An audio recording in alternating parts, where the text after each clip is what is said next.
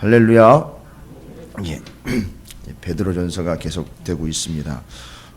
오늘 1절부터 6절까지의 말씀은 고난에 대한 지침인데, 요거는 베드로전서 또 야고보서 있는 동안에 여러분께 고난에 대해서 말씀드렸던 그 고난에 대한 문제를 좀 한층 수준이 높게 정리를 한 내용이에요.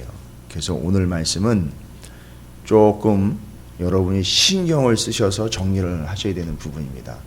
왜냐하면 여기에 앞뒤로 4장 1절과 4장 6절이 논란이 되고 있는 본문이에요. 논란이라 해서 이렇게 싸움이 일어난다라는 얘기가 아니라 해석하는 데 있어서 이거다 저거다라고 이렇게 해석을 분분하게 해놓은 그런 본문이에요. 그러니까 이건 지침을 잘 받고 가이드를 잘 받아서 이해해야 되는 본문입니다. 그러니까 누가 얘기하면 또 그렇게 해석을 해버리고 누가 얘기하면 또 이렇게 해석을 해버려요. 근데 이제 그렇게 이거다 저거다의 판단을 받는 게 아니라 1절부터 6절까지 전체적인 걸 쭉 아울러서 여러분이 맥락을 잘 이해를 하셔야 됩니다. 그래서 아마 여러분이 저와 함께 이 본문을 나누고 다른 목사님이나 다른 말씀들을 또 들으면 또 다른 얘기를 할 수도 있어요. 근데 오늘 제가 말씀을 드리는 거는 단순히 한 절과 한 단어에 집착을 해서 말씀드리는 게 아니라 전체적인 흐름과 전체적인 의도와 의미에 대해서 맥락을 가지고 말씀을 드리는 거기 때문에 또 충분히 검증이 되어 있는 상황이니까 제가 안내를 해드리는 방법과 그 해석과 그 뜻으로 적용을 하시면 틀림이 없을 거예요. 그러면 고난이라는 문제에 대해서 그리스도인들이 참 고민하고 있는 문제 아닙니까? 고난 받는 것. 이 4장 1절이 시작되면서부터 성도들이 당하는 고난에 대해서 이야기를 합니다. 그러니까 성도들이 받고 있는 고난의 문제를 이야기하려고 하는데 실상 성도들의 고난받는 것을 일일이 다 힘든 건 얘기를 들어주고 그걸 위로하려고 하는 본문이 아니라 고난에 대해서 이야기를 하는데 다른 얘기를 안 하고 예수님 얘기만 해요. 이 본문 자체로 보면. 아니 나도 지금 힘들어 죽겠는데 그 예수님을 내가 믿는 사람이라고요. 그런데 예수를 믿는 사람인데도 내가 지금 고난 때문에 힘들어 죽겠다고요. 이렇게 얘기를 한단 말이에요. 근데 거기다 대고 이것도 힘들고 저것도 힘들고 이래서 힘들고 또 이건 더 힘들고 막 이렇게 얘기를 하는데 오늘 본문에서는 뭔 얘기를 하냐면 아유 그러셨어요. 너무 힘드시겠네요. 얼마나 힘드세요. 아유 그래도 꾹 참아보세요. 언젠간 좋은 날이 오겠죠. 뭐 해결될 날이 오겠죠. 이렇게 얘기하는 게 아니라 아니 힘들다고 이야기하는 사람한테 그 문제가 어떻게 그렇게 됐대요. 내지는 뭐 아이고 그런 일이 있었어요. 이렇게 되는 게 아니라 그런 얘기는 하나도 안 해요. 힘들다고 얘기했는데 거기다 그런 얘기는 하나도 안 하고 뭔 얘기를 하느냐 하면 예수님 얘기를 해요. 아니 힘들다고 얘기를 하면 거기다 맞장구를 쳐주면서 막 이렇게 위로도 해주고 막 이래야 되는데 그 얘기를 안 하고 예수님 얘기만 하고 있어요. 그럼 뭔 얘기냐 하면 4장 1절에 그리스도께서 이미 육체의 고난을 받으셨으니 너희도 같은 마음으로 갑옷을 삼으라. 이는 육체의 고난을 받은 자는 죄를 그쳤음이니. 이 1절이요 아주 복잡한 구절이에요. 따로따로 한 세 등분을 해가지고 따로따로 이해를 해야 되는 부분인데, 자 보세요. 지금 고난을 당하고 있는 중이잖아요. 성도들이. 그렇죠. 제가 말씀드렸죠. 안으로는 진리가 아닌 것 때문에 막 이거다 저거다 이게 옳다 저게 옳다 막 이래가지고 거짓 선지자들이 들어와가지고 막 혼란스럽게 만들어놨고 바깥에서는 예수 믿는 사람들 잡아 죽인다고 난리가 났어요. 지금 고난의 상황이지요. 교회와 성도들이 이렇게 힘들어요. 그런데 그 고난에 대해서 지침을 내려주는데 첫 번째 지침이 뭡니까? 그리스도께서 이미 육체의 고난을 받으셨으니까. 그러니까 우리 고난을 좀 알아줘야 되는데 거기다 대고 뭐라고 얘기를 해요? 예수님이 고난을 이미 받으셨대요. 그리고 거기다 대고 이제 뭐라고 또 얘기합니까? 그러니까 여러분 고난을 당하는 여러분들도 같은 마음으로 갑옷을 삼으십시오. 뭘로 갑옷을 삼으라는 거든지. 어떤 걸로 갑옷을 삼으라는 겁니까? 고난받고 있는 그리스도인들이 갑옷을 삼아야 되는 게 뭡니까 도대체? 이건 다름이 아니라 예수 그리스도께서 이미 우리의 죄와 우리의 아픔과 허물 때문에 뭘 받으신 거죠? 고난 받으셨다라는 이 명확한 사실 있죠. 우리의 죄를 대신 담당하셔서 고난을 받으셨고, 우리의 연약함과 우리의 아픔을 대신하여 고난을 당하셨고, 십자가에 달려 돌아가셨고, 그리고 그것 때문에 구원을 이루어 내신 그 사실 있죠. 그 명확한 사실로 갑옷을 삼으라는 거예요. 뭘 어떻게 맷집을 키워가지고선 단단한 근육을 키워서 갑옷처럼 입으라는 얘기가 아니라, 그 예수님이 우리의 허물과 죄와 연약함 때문에 고난을 받으셨다라는 그 사실, 명확한 사실로 갑옷을 삼으라는 거예요. 그러니까 그 갑옷이란 말은요, 갑옷이라는 말 때문에 어떻게 보면 그냥 입고 보호하는 측면이 강한데, 그게 아니라 갑옷이라는 것은 전투에 나갈 때 입는 복장이에요. 그러니까 이건 무기라고 보시면 돼요. 옷이라고 표현해서 그냥 입고 뭐 튀는 거 막거나 우비처럼 비가 오는 거를 막아주려고 하는 개념이 아니라, 전쟁에 나갈 때 전투하는 무사들이 입는 갑옷처럼 이 고난의 현장에서 강력한 무기로 덧대고 덧입는 거는 어떤 능력이나 어떤 은사나 어떤 파워가 아니라 예수 그리스도께서 우리를 위하여 우리가 당하는 고난과 우리가 당하는 아픔과 우리가 이겨내야 되는 죄 때문에 이미 주님이 고난을 당하시고 죽었다라는 사실, 그게 가장 강력한 무기로서 그걸 갑옷 삼으라는 얘기예요. 이 이야기는. 그러니까 지금 성도들이 당하고 있는 고난을 일일이 상담을 해서 그 원인을 파악을 하고 거기에 대처 방안을 주고 있는 게 아니라 아주 명확한 사실 하나만 선포하고 있어요. 예수 그리스도께서는 이미 당신이 당하고 있는 일들과 죄의 문제와 고난과 아픔 때문에, 연약함 때문에, 질병 때문에 주님이 십자가에 달려 고난을 받으시고 돌아가셨습니다. 이 사실이 가장 강력한 갑옷이라는 거예요. 그걸 입으라는 거예요. 그럼 뭐 입으라는 얘기 뭡니까? 늘 그걸 정리하라는 거죠. 늘 그걸 잊지 말라는 거예요. 그 사실을. 그리고 자, 이제 뒤에 나와 있는 이는 육체의 고난을 받은 자는 죄를 그쳤음이니, 요게 이제 어려운 부분이에요. 이거를 성도들의 얘기로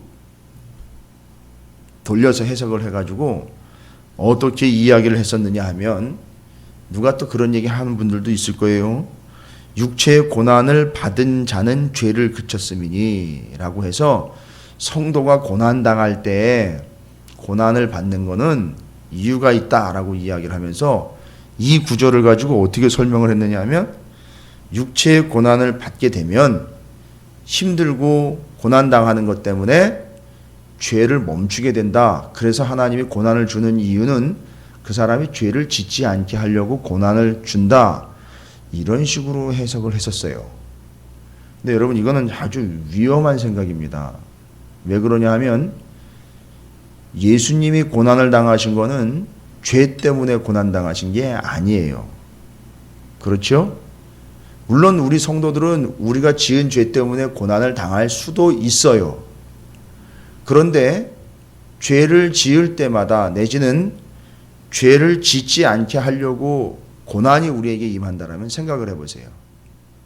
죄를 짓지 않게 하려고, 여기 나오는 것처럼 죄를 그치게 하려고 고난이 필요하다라면 여러분 무슨 생각이 드십니까? 다른 사람 생각하지 말고 우리 스스로에게 생각을 적용을 해보십시오. 이 말씀을. 1년 365일 고난이 떠나가면 안 되는 거예요.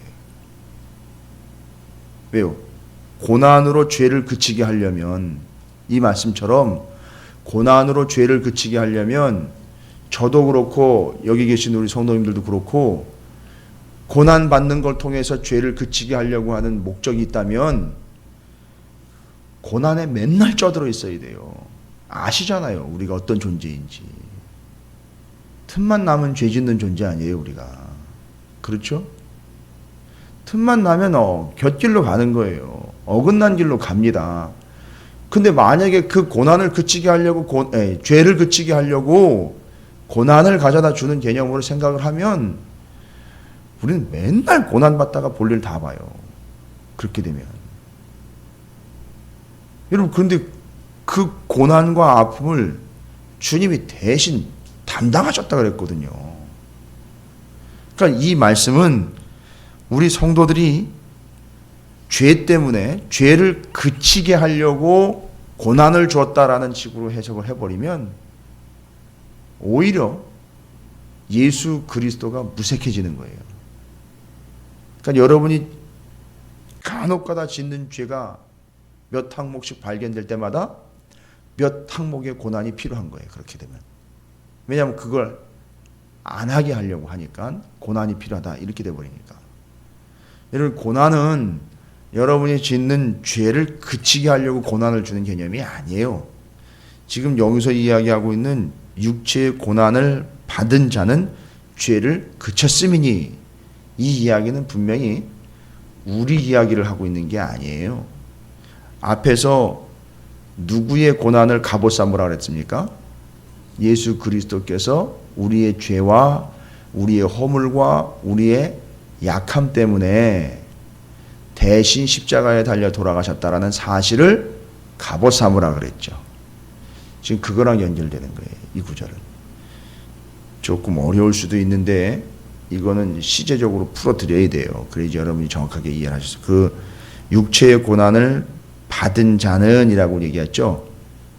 일단 육체의 고난을 받은 이라는 이 동사를 해석을 할 필요 없어요. 그냥 육체의 고난을 받은 거예요. 그런데 시제, 과거, 현재, 미래로 좀 얘기를 드리면 이 고난을 받은 거는 과거에 한 번 고난을 받은 거예요. 단순 과거예요. 근데 여러분 생각해 보세요. 죄 때문에 고난받는 걸로 치면 우리는 과거에 한 번 고난받는 게 아니라 죄를 진 것 때문에 고난을 받는다고 치면 지금도 고난을 받아야 돼요. 우리는. 그렇죠. 죄 때문에 고난받는 걸로 이야기를 하면. 그러니까 지금 이거 우리 얘기가 아니라는 얘기예요. 과거에 한 번 그냥 죄 때문이라는 얘기가 없어요. 그런데 과거에 한 번 고난을 받았어요. 그리고 뒤에 보면 죄를 그쳤다. 그러니까 죄를 끊어버렸다는 얘기예요. 죄를 멈추게 했다는 얘기예요. 죄를 끊어버렸다, 멈춰버렸다, 멈추게 했다. 이 동사는 우리나라에는 없는 시제인데 과거에 이루어진 사건이 지금까지도 영향을 미치고 있는 거예요. 그러니까 과거에 그랬는데 그게 거기서 한 번으로 끝난 게 아니라 앞에 있는 것처럼 고난을 한 번 받았으니 그건 그때 끝났어요. 그것처럼 그렇게 과거 단순하게 있었던 사건으로 정리가 되는 게 아니라 뒤에 죄를 끊어내고 멈추고 끊고 그치는 이 내용은 그때 그렇게 이루어진 일이 지금도 계속되고 있는 거예요. 영향력을 미치고 있는 겁니다. 그럼 생각해 보세요. 과거에 한 번 고난을 받은 자가 있어요. 누굽니까? 예수 그리스도. 바로 그분이 어떻게 하고 있다는 거죠? 지금 현재도 계속해서 죄를 끊어내고 있다는 거예요.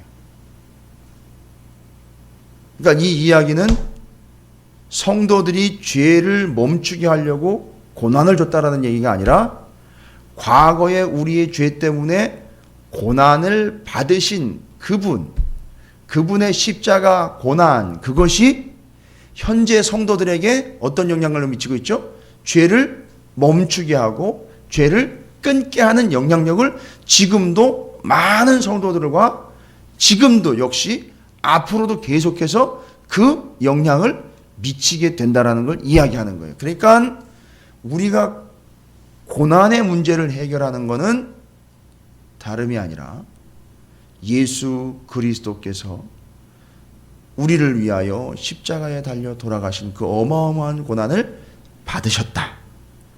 우리의 죄 때문에 받으셨고 우리의 연약함 때문에 받으셨고 그분이 받으신 고난은 바로 성도들을 위한 전적 희생이었다라는 이 사실이 예수 그리스도가 우리를 대신해 십자가에 달려 돌아가셨다라는 이 사실이 바로 예수 그리스도가 뭘 멈추게 한다는 거예요?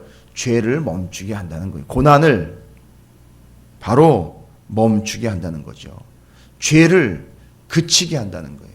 그래서 그 고난 받으신 예수 그리스도 때문에 우리는 죄를 더 이상 짓지 않게 되는 거예요. 여러분, 아무리 여러분이 스스로 혼자 죄를 짓지 않으려고 발버둥을 쳐보세요. 그게 됩니까? 안 돼요. 고난, 아무리 극심한 고난이 나한테 온다 하더라도 고난의 때가 지나가면 살짝 죄악이 또 고개를 쳐들고 나한테 와요. 우리는 어쩔 수 없어요. 이 죄가 우리를 놓지 않습니다. 근데 이걸 명확하게 정리를 할 수 있는 유일한 한 가지 방법과 사실은 예수 그리스도께서 우리의 죄 때문에, 인류의 죄 때문에 고난을 받으셔서 돌아가셨고 나는 그분을 지금 믿음으로 구원을 얻었다라는 이 사실, 이 명확한 사실 때문에 우리는 죄를 그칠 수 있는 거예요. 우리 스스로 뭘 어떻게 할 수 있는 상황이 아니라는 겁니다. 그래서 4장 1절은 중요한 해석의 분기점이 되는 거예요. 여러분, 여러분이 죄를 그칠 수 있는 이유는 고난 때문에 그치는 게 아니에요. 여러분이 죄 짓는 걸 고난으로 그치기 시작하면 여러분은 1년 360을 시퍼렇게 멍이 들어 있어야 되는 거예요. 한 날도 빠끔한 날이 없을 거예요. 그죠? 아주 비참하고 너덜너덜해질 거예요. 하나님 부름 받기 전에 그냥 끝장날 거라고요. 그래서 여러분의 죄를 그치게 하려고 고난을 주는 게 아니고 그 죄를 그치려고 이미 과거에 예수 그리스도께서 십자가에서 고난을 완벽하게 받으심으로 그 죄를 그치게 하는 영향력이 지금 여러분에게 앞으로 모든 믿는 자들에게 미치게 된다는 거예요. 그러니까 죄를 그치고 죄를 이기려면 고난이 필요한 게 아니라 고난 받으신 예수 그리스도가 필요한 거예요. 이해가 되십니까? 그래서 고난의 때에 고난을 해석을 해서 더 잘 피해갈 수 있는 방법을 찾지 마시고요. 고난의 때에는 예수 그리스도만 붙잡고 묵상하시면 돼요. 그게 이기는 거예요. 죄악의 유혹이 왔다. 어떻게 하시면 되죠? 죄악의 유혹이 와도 이놈의 죄 때문에, 이 더럽고 추악한 이 치가 떨리는 이 죄악 때문에 누가 단번에 고난을 받고 돌아가셨다고요? 예수 그리스도께서 십자가에서 단번에 단매에 쳐 죽임을 당하신 거예요. 그걸 생각하시라고요. 그걸 믿음으로 다시 고백하시는 기회를 삼으시라고요. 죄의 유혹이 올 때 이건 죄야, 나는 죄를 지으면 안 돼, 이러지 마시고요. 이놈의 죄 때문에, 이 더럽고 추악한 또 이 죄 때문에 예수님이 돌아가셨다는 거예요. 그런데 만약에 내가 이 죄에 넘어가면 어떻게 되는 거죠? 그 예수를 다시 죽이는 거예요. 이해가 되십니까? 이건 어마어마한 사실이에요. 살 떨리는 사실입니다. 그 죄의 유혹 앞에서 여러분이 내가 이거를 이겨내야 돼 라고 이제 나한테 초점을 맞추면 예수는 온데간데 없어지고 극기 훈련에 들어가는 거예요. 그냥 극기 훈련에. 그게 이제 그때 필요한 게 뭐라고 해석을 해버리는 거죠? 고난이 필요하다고 얘기를 하는 거예요. 죄를 안 지려니까 고난이 필요하다. 이런 해석이 필요한 거예요.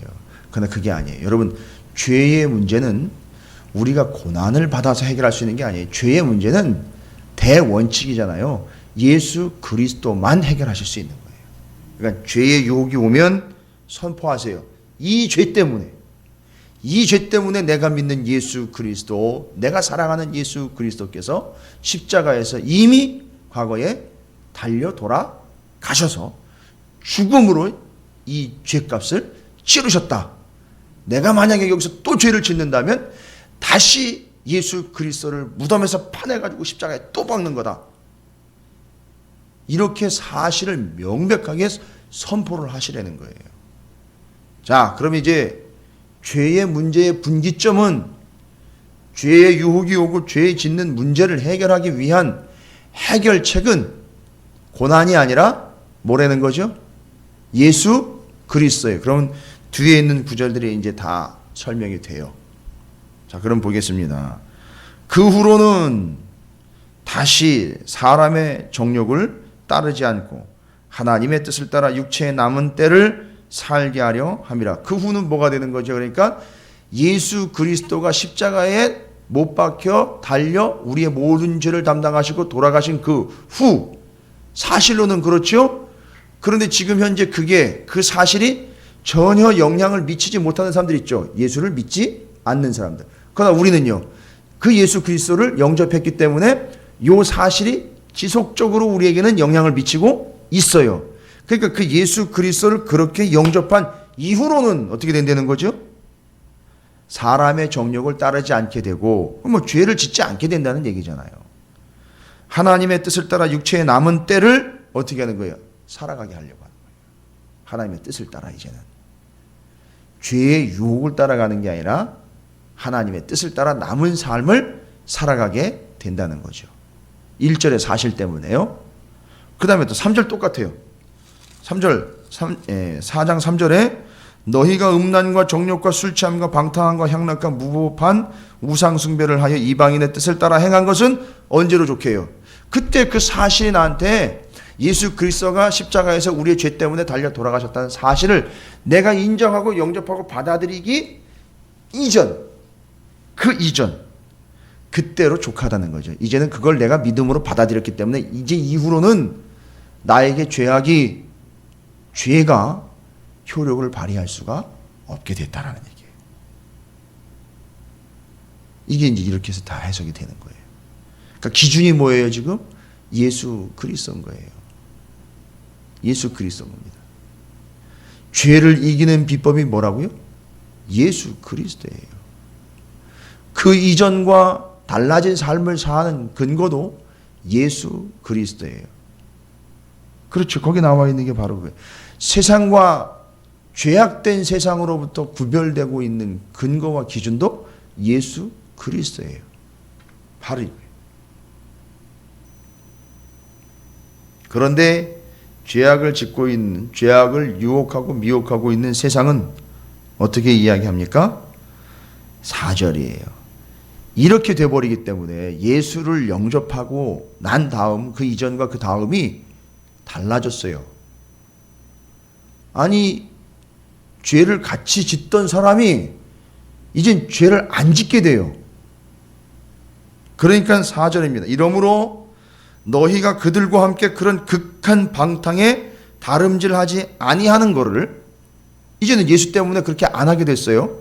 그러니까 그들이 뭐래요? 극한 방탕 가운데 아직 여전히 있는 그들이 뭐라 그래요? 이상히 여겨서 비방까지 합니다. 이해가 되시죠?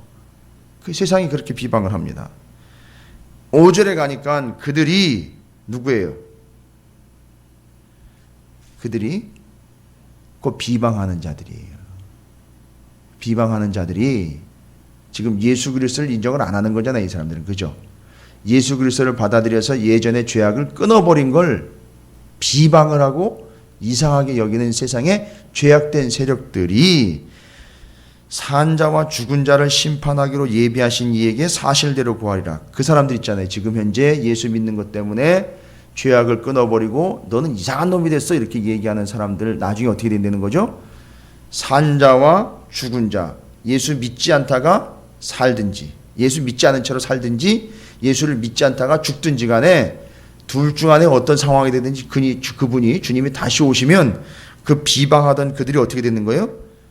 그 심판자로 오신 예수님에게 사실대로 다 고할 수밖에 없게 되는 거예요. 그러니까 완전히 그냥 싹 전체가 다 존재 자체가 벗김을 받고 예수 그리스도 심판주 앞에서 그들의 죄악된 모습과 더럽고 추한 모습이 다 드러나게 된다는 걸 얘기하는 거예요. 이게 이제 그들의 상황이 된다는 거예요. 그리고 6절을 보면 이제는 비방하는 자들도 그렇고요. 그러니까 믿지 않는 자들이잖아요. 주님을 믿지 않는 자들도 결론적으로 나중에는 다 드러나게 되고 심판을 받게 된다는 거죠. 죄악 때문에 일이 발생되는 겁니다. 6절, 이제 6절이 또 고민이 되는 말씀이에요. 이를 위하여 명확하게 이제 판단이 되는 거죠. 안 믿던 사람들도 비방했던 사람들도 하나님 앞에 심판대 앞에 딱 쓰면 다 드러나는 것처럼 죄와 죄가 아닌 것들이 드러나는 것처럼 이를 위하여 그렇게 구분을 위해서 죽은 자들에게도 복음이 전파되었으니 이는 육체로는 사람으로 심판을 받으나 영으로는 하나님을 따라 살게 하려 함이라. 요거 혼란이 되는 구절이에요.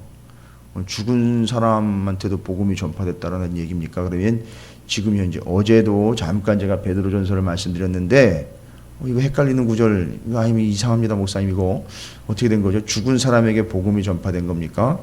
그리고 뒤에를 보니까 그래서 육체로는 심판을 받고 영으로는 또 하나님을 따라 살게 하니까 육체는 비록 죽어도 영은 구원을 얻게 하려고 그러는 건가?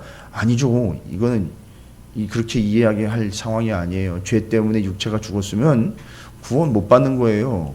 결론은 예수 때문에 구원받지 않는 이상은 죄 때문에 죽은 거면, 예수를 믿지 않고 죽은 거면 그냥 끝장나는 거라고요. 그거는 말이 안 되는 얘기인데, 여기다 또 죽은 자에게도 또 복음이 전해졌다라 그래가지고 또 연옥 사상을 또 서포팅해주고 보충해주는 근거가 되는 구절로 잘못 이용이 됐었는데, 이제 그건 얘기가 아닙니다. 이건 잘 들으셔야 돼요. 복잡하고 어려운 건 아닌데, 여기 죽은 자들에게도 복음이 전파되었으니, 이 말은 지금 죽은 사람들에게 가서 복음을 전한 게 아니라 이 사람들 죽기 전에, 이 사람들이 죽기 전에 복음을 이미 받아들였던 사람들이에요. 간단히 이야기하시면 이게 어법, 어투의 차이 때문에 이렇게 오해를 불러일으킨 거예요. 무슨 얘기인지 아시겠죠?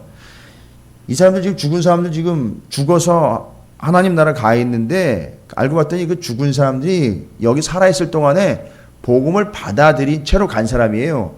그래서 지금 죽은 자들에게도 복음이 전파되었다라는 얘기는 죽은 사람을 먼저 이야기해서 그렇지, 지금 죽은 사람 있잖아요. 거기 그때 죽어가지고 그때 간 사람들 있죠. 그 사람들한테 이 복음이 전해졌었습니다. 그때 이 얘기하는 거예요. 그 사람들 얘기하는. 그러니까 이 사람들은 누구죠? 성도들인 거예요. 성도들. 근데 앞에 5절은요, 아예 예수를 안 믿는 사람들 이야기하는 거예요. 그렇죠? 그리고 6절은 예수를 믿고 복음을 받아들인 채로 죽음을 맞이한 사람들 얘기하는 거예요. 이는 육체로는 사람으로 심판을 받으나, 그렇죠. 육체는 이제 우리 죄된 결과로 인해서 육신의 죽음은 누구나 다 겪는 거예요. 그렇죠? 그러나 영으로는 어떻게 해요? 하나님을 따라 살게 하려 함이다라고 이야기하는 거예요. 구원을 받았다는 얘기예요. 결론은 이 사람들은. 근데 5절은요, 구원을 받을 수가 없는 사람들이에요. 자, 그러면 죄인들도 살아있는 동안에 죽은 것, 뭐 따질 것 없이 그 죄인들도 하나님의 심판대 앞에 서서 심판을 받아야 되고, 이 예수를 믿지 않고 죽은 사람들 분명히 심판을 받게 되어 있습니다. 또 예수를 믿고 죽은 사람들도 마찬가지로 마지막 때에는 하나님의 심판대 앞에서 판단과 구별을 받게 되어 있지요. 그래서 죽음이라는 것 자체가 어떤 기준이나 판단의 근거가 되지 않고, 안 믿고 죽은 사람이나 믿고 죽은 사람이나 다 심판대 앞에 서게 되어 있고 판단을 받게 되어 있으니, 바로 이걸 얘기하는 거예요. 우리가 살아있는 동안에 당하는 이 고난의 문제를, 죄 때문에 당하는 이 고난의 문제를 우리는 명확하게 해결을 하려면, 살아서 안 믿는 사람들 죽고 또 예수를 믿다가 죽은 사람들도 마찬가지고 다 누구 앞에 서게 되는 거죠? 예수 그리스도 앞에 서게 되는 거예요. 그러니까 지금 살아있는 동안에 뭐 하라는 거죠? 남아있는 삶을 그 죄악의 유혹이 올 때 그 고통의 문제를 바로 예수 그리스도로만 해결을 하라는 거예요. 이게 정확한 기준이 되는. 그래서 자, 죄의 유혹이 올 때 예수 그리스도께서 그 죄 때문에 달려 돌아가셨다. 이 사실을 뭘로 삼으라고요? 갑옷으로 삼는 거죠. 그래서 내가 예수 그리스도를 그렇게 영접한 순간 그 전과 그 이후로 갈리게 되죠. 그때 2절과 3절이 그렇게 정리가 되는 거예요. 이제 그 이전에는 그렇게 살았지만 그 이후로는 달라진다는 거예요. 그 사실 때문에 예수님이 내 죄 때문에 고난을 당하셨다는 사실 때문에 이제 2절과 3절이 정리됐고, 그런데 4절 문제가 뭐예요? 여전히 예수를 받아들이지 않고 믿지 않는 이들이 그렇게 받아들이는 우리를 비방을 한다는 거죠. 그리고 그렇게 살아요. 그리고 그들이 살다가 죽습니다. 그리고 그들이 누구한테 갑니까? 하나님 심판대 앞에 가는 거예요.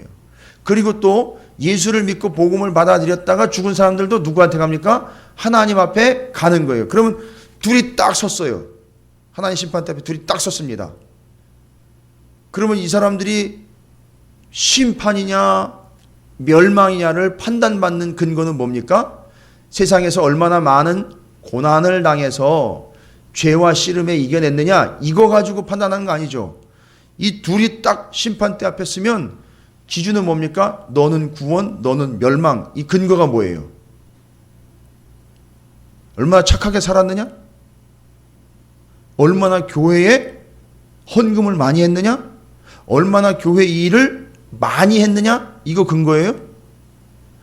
복음을 받아들여 하나님 앞으로 간 사람이나 복음을 받아들이지 않고 오히려 복음을 받아들인 사람들을 비방하며 살다가 그냥 죽은 사람들이나 하나님 앞에 나중에 쓴단 말이죠.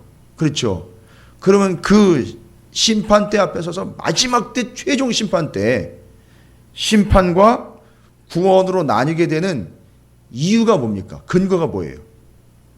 예? 여러분 아직도 정리가 안 되셨어요? 그렇죠. 예수 그리스도예요. 아까 살아있는 동안에 죄의 유혹이 올 때 그 죄를 이기는 근거와 기준이 뭐라 그랬습니까? 예수 그리스도예요. 마지막 때 심판대 앞에 서가지고 심판이냐 구원이냐를 판단하는 기준과 근거도 뭐예요? 예수 그리스도예요. 처음부터 끝까지 하나의 기준으로 적용이 되고 있죠. 살아있는 동안 죄의 유혹이 올 때 뭘로 이겨내는 거죠? 예수 그리스도로 이겨내는 거죠. 만약에 우리가 죽어서 심판대 앞에 가거나 살아있는 동안에 주님이 와가지고 우리를 다시 심판하실 때에 너는 구원이냐 너는 심판이냐 판단받는 근거도 뭐예요? 예수 그리스도예요. 그러니까 기준은 하나라는 거예요. 이해가 되십니까? 그래서 제가 이걸 지금 앞하고 뒤하고 일맥상통하게 뚫으려고 그렇게 복잡하게 얘기를 드린 거예요. 물론 제가 좀 부족해서 좀 복잡하게 설명드린 부분이 있지만 바로 그걸 정리를 하시면 돼요. 오늘은 살아있는 동안에 그 죄의 문제를 이기고 해결할 수 있는 기준, 그건 바로 예수 그리스도요. 우리가 주님이 다시 오셔 심판을 받아야 될 때 내가 구원이냐 심판이냐를 판단받는 근거도 예수 그리스도. 그러니까 온이 다 그리스도인의 삶은 무조건 기준은 다 예수 그리스도라면 되는 거예요. 이러면 해결이 되는 거예요. 그러니까 죄의 유혹이 오고 고난의 문제가 여러분에 닥칠 때에는 예수 그리스도만 붙잡고 씨름하시면 돼요. 근데 그분이 뭘로 오셨습니까? 우리에게 말씀으로 오셨어요. 아, 그럼 목사님 그걸 언제까지 해야 됩니까? 물어보면 언제까지예요? 얘기 다 드렸잖아요. 언제까지예요? 주님의 심판대 앞에 설 때까지. 내 목사님 그 얘기 할 줄 알았어. 뭐 이렇게 반응들이 그러신데. 아니 진짜 그거예요. 여러분 다른 방법이 없어요. 좀 이해가 되셔요? 저는 오늘 이걸 여러분을 힘들게 하려고 말씀드리는 게 아니라 여러분이 좀 힘을 내시라고 말씀드리는 거예요. 모든 근거와 기준은 예수 그리스도예요. 죄의 유혹이 오고요. 고난 때문에 힘드시다 싶으시면 야고보 사도가 얘기했잖아요. 고난을, 인내를 효과 있게 하라 그랬잖아요. 효과 있는 고난, 인내는 뭐예요? 말씀을 붙잡고 뒹구는 거였잖아요. 그죠? 말씀을 붙잡고 뒹구는 거예요. 이걸 막, 이게 말씀을 붙잡고, 실제로 뭐 앞으로 구르기, 뒤로 구르기 하라는 얘기가 아니라 이거 붙잡고 막 부대끼며 가라는 거예요. 그죠? 근데 이게 무슨 모습이에요? 이걸 붙잡고 가는 건 예수님의 팔짱을 끼고 막 가는 거예요.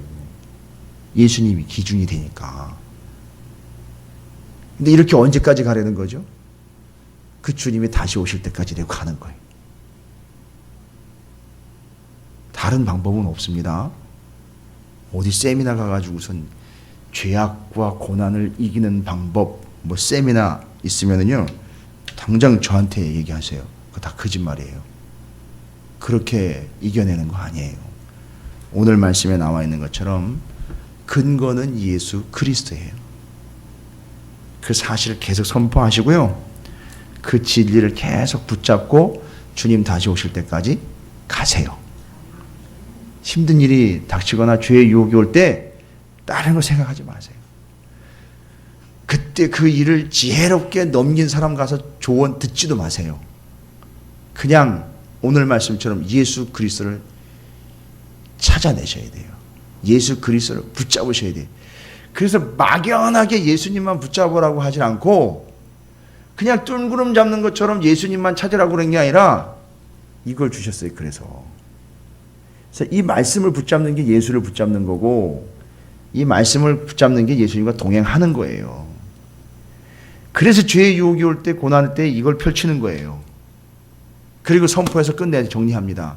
그리고 이게 주님 오실 때까지 계속해서 이걸 붙잡고 가면 여러분은 마지막 때 심판과 구원이냐라는 문제 앞에 자유롭게 된다는 거예요. 이거 붙잡고 왔으니까. 끝까지 요 대목에서는 제가 좀 기운을 내시라고 말씀을 드릴게요. 왜요? 제가 있으니까요? 아니요. 말씀이 있으니까. 주님을 붙잡고 이겨내시고 주님을 붙잡고 씨름하면서 주님과 씨름하라는 게 아니에요. 주님을 붙잡고 죄와 씨름하라는 거고 주님을 붙잡고 고난과 씨름하라는 얘기예요. 주님이 대신 이겨주시고 주님이 함께 해주십니다. 또 주님이 다시 오실 거예요. 또 그럼 그때 주님을 만나면 생뚱맞지 않을 거예요. 주님 언제 오셨어요? 이렇게 반응은 안 할 거예요. 주님 오셨군요. 이렇게 반응하게 될 줄로 믿습니다. 그래서 오늘 4장 1절부터 6절까지의 말씀이 좀 복잡하고 중요한 말씀이라 제가 시간을 좀 많이 할애를 했는데 일단 여러분 좀 시간을 좀 뺏은 거 제가 죄송하고요. 그러나 뭐 죄송하지만 미안하진 않아요.